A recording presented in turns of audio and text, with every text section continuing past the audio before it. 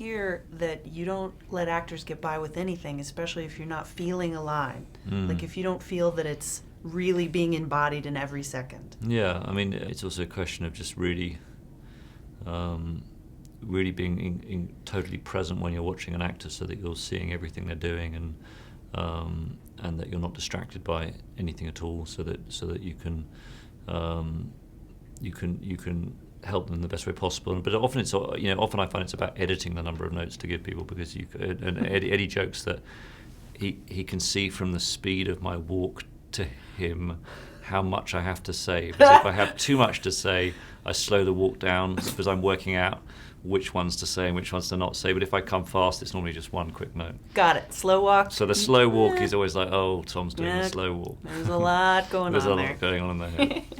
With so many new pieces of information being made available to the general public about the transgender community, can you talk about the education that this movie has given you?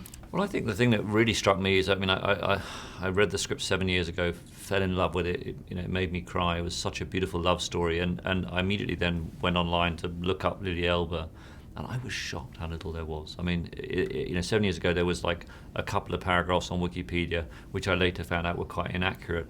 What I thought was interesting is the way history kind of hard bakes in prejudice. So the prejudice against trans narratives has meant that history has kind of marginalized this story, and it's a story we should know. I mean, she should be as famous as Christine Jorgensen. And one of the things that impelled me to make the film was this sense of this injustice that this incredibly courageous pioneer had her story overlooked. So far, what has the response been? Well, I mean, I've just come back from Roy Thompson Hall to a public screening of the film, and I was utterly humbled as I walked out. And first of all, everyone had stayed for the Q&A, which was kind of cool.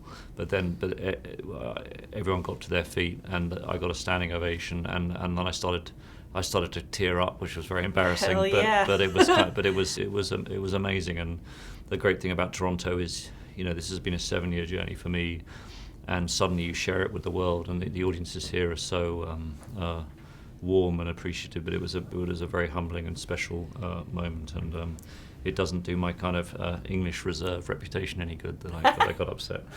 It's a beautiful film that brings us all closer together. Yeah.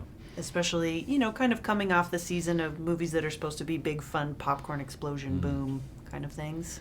What I hope people see in the film is there's the story of this moving story of transition, but there's also, it's a story of a marriage when one partner is undergoing a change. And in a lot of marriages or long-term relationships, you may feel that the person you started with is different from the person years down the line. This is just a very, very profound version of that story when a partner changes, and it's negotiated with such love between the two, and particularly Gerda. There's this incredible power of unconditional love, where she keeps being tested by this journey and always answers it with love, and that's what I find so moving about it. The courage throughout the entire film is enormous.